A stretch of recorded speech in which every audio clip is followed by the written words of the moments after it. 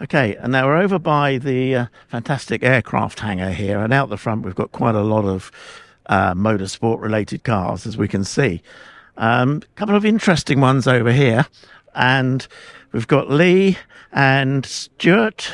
Stuart got that right, and they're from Area 22 Design, and these are two replica touring cars from different eras. So Stuart's going to talk about the MG, and Lee, you're going to talk to us about the Volvo. Yes. So we'll do both together. So what have we actually got here? This an MGZS touring car. Yeah, it's the Anthony Reid replica, hand built. All the body kit's been hand built because you can't buy this body kit. So we actually built this body kit all by hand. We did all the wrapping. Yeah. We managed to get the right wheels, although they're just standard MG wheels, but they're not easy to get. No. But we built the rear wing. All the rear wing's been hand built. The front splitter's been hand built. All these sort of box sections. These pod sections, this is all handmade. Yeah, all the arches are all handmade. Yeah. Because it's not easy. But there is a guy who owns I think it was the Atomic Kitten. Oh, right. MG. Yeah. Well, I think it was still a ZS. ZS was the ZS one. But he actually owns that car, and he's rebuilding that at the moment. Right. But he hasn't got the body kit, so he saw this and actually thought this was an old picture. Yeah. But he saw this at Thruxton not long ago. He thought it was an old picture or a simulator car, and actually we got in touch with him and told him, no, we've actually just built this. So he's got us now, hopefully by next year, we'll be building the body kit. For that, building the body kit for the actual race car. Nice. Yeah, that'd be good. So, I mean, these sections, are these metal or plastic or? Well, I don't really like to give. Fabricate I don't really like to give away the trade secret. It is a trade secret. Yeah. I mean, a lot of people do know what it is, but I don't want to tell too many people. Yeah. But end of the day, you've still got to be quite a good craftsman, right? Because it's not just the fact, as you can see, it's not the fact that you just put a few pieces together. It's literally, you've got to mould it, you've got to heat it, you've got to bend it, you've got to shape it. So there's a lot involved. So it's not just the body, though, is it? You do the interiors. We do the interiors. We don't. I mean, on this one, we've done like the door card is just like boarding with carbon fibre. I gave it a little touch with the green. We kind of stripped the interior. We put like the extended gear stick, the racing seat, the racing steering wheel. We give it that racing look inside. So when you're actually driving the car, it actually feels like you're actually in the racing car. Yeah. Which is good. I mean, it does feel like you're in the racing car with the lowered suspension. It's that hard. Right. You actually, with the state of our roads, it feels like you're in the actual race car. And mechanically, it is a standard ZS. Well, this is the 1.6. But it's a twin cam, it's injection, so there's still a lot you can do with it. Yeah. We've put a standard straight through exhaust on. Well, it's a 2.5-inch exhaust with a cherry bomb exhaust on the back. Right. And it sounds absolutely amazing. It literally sounds like a proper... Sounds good. Yeah, it sounds like a proper touring car. Yeah. So yeah, we're very pleased with this one. We've done quite a few, and we'd be sad to see it go, but yeah, we enjoy what we do. So is it a customer car, is it, this? Or No, we just build them. Yeah, we just build them. And see if someone likes it. I see this one's for sale at the moment. Yeah, I mean, this has been my car for a while, but I thought, well, it's time to move on to the next one, so I'll put it up for sale. So you've got a next one planned? No, not really. We just see what comes up. See what happens. See what comes up. Yeah. I do like the livery on these. I think I think it's the best livery with the Hot Wheels logo and everything. I think it wasn't the easiest thing to do because I did all the flames by hand as well. All right, that's all been freehand drawn. Yeah. So yeah, I mean we got Lee to do all the decals because our guy Lee you'll be speaking to, he makes all the decals. All right. Then we put them on together and. It's a nice little thing. We've got a nice little club, nice little hobby. Yeah. So is there a group of people then? You say it's a nice little club? Well, we've got a group on Facebook called Area 22. Right. We haven't got many members, but we've only been doing it the last couple of months. Yeah.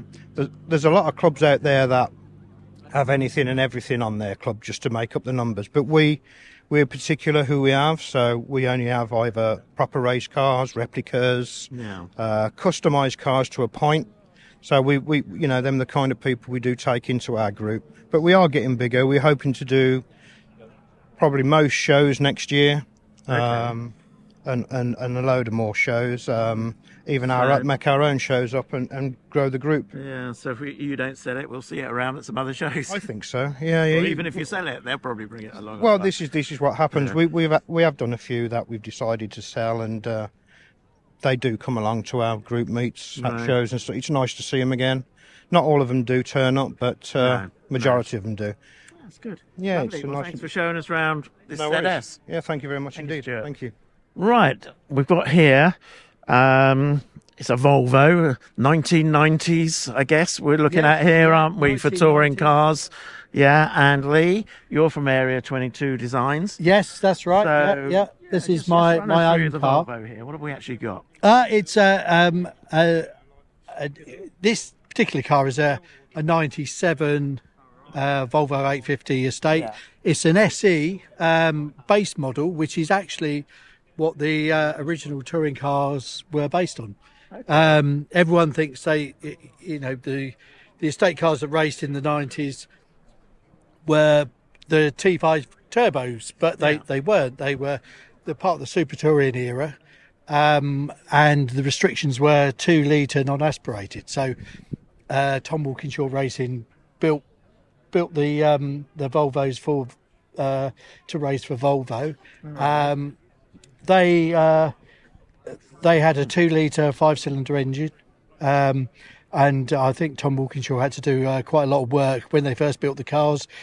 The engines weren't quite as powerful as they were supposed to be following the restrictions, so they were quite lenient with the rule books and started doing a lot of work to the head and cut it at a different angle to increase the horsepower, so which is what they managed to do.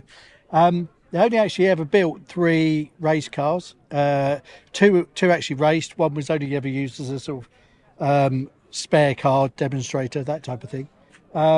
So really quite rare, the actual race cars. This is obviously a replica, but like I say, based on the correct model. I've owned it for about 3 years now, and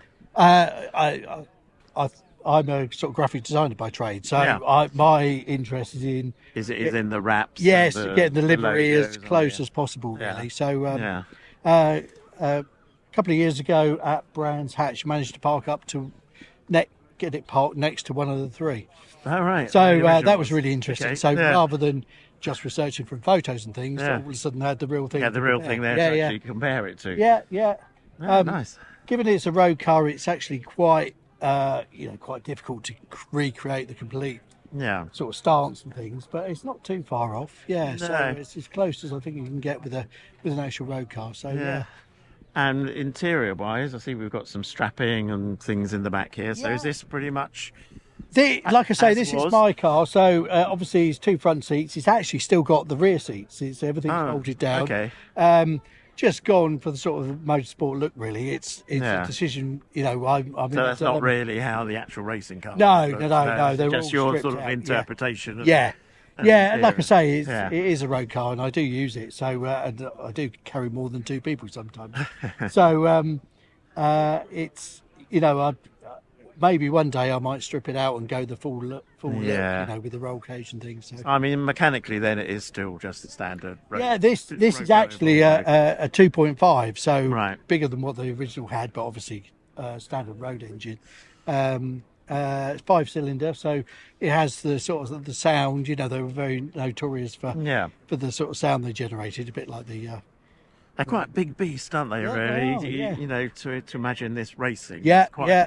Seems to be quite lumbering to me. I don't know. Well, they only actually raced for 1 year. Everyone seems to think they were a bit longer than that.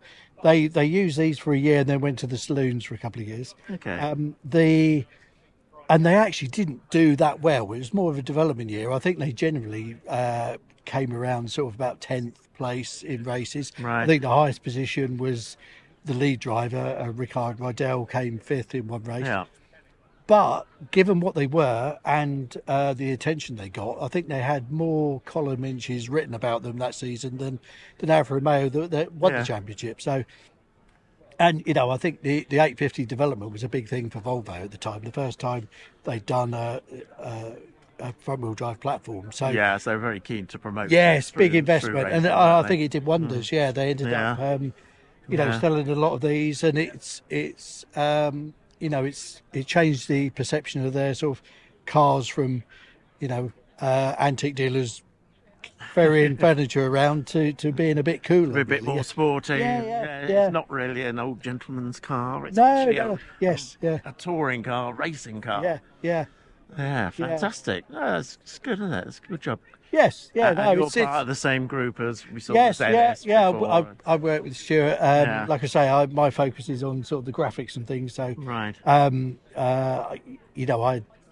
like researching, creating all the artwork. A lot of the times, some of these companies, Securicore, Amiga Express doesn't exist anymore. No. Trying to find the artwork for that is a bit difficult. Possible. So it's a case of researching, doing it yourself, really. Recreating. You see pictures of the cars, and then you try and get it as close as possible. Yeah, exactly. Yeah, you can. And what you find is that actually, although these only raced for a year, every single race weekend they look slightly different. So it's a case of trying to pick an era. This is almost the spec. This is like a Thruxton car. Well, funny enough, it's Silverstone, July Silverstone 1994, basically. Is it? Right, okay. Because I changed the wing mirrors to the wing mirrors they used for that race. They didn't use that all season. They had I think they were developing they were first time back into racing for a long time. So doing a lot of development work. So it was a case of picking sort of get your research, go for an era, go for a particular race even. Yes, and then do it just like that. Yeah. Fantastic. Well, thanks for showing us around. That's all right, great. It seems like you enjoy it quite a lot. Yes, it's good fun. I love going to the supermarket in it, Yeah. People sort of go, what's that? Yes, exactly, Lovely, excellent. Thank you very much then, Lee. Thanks.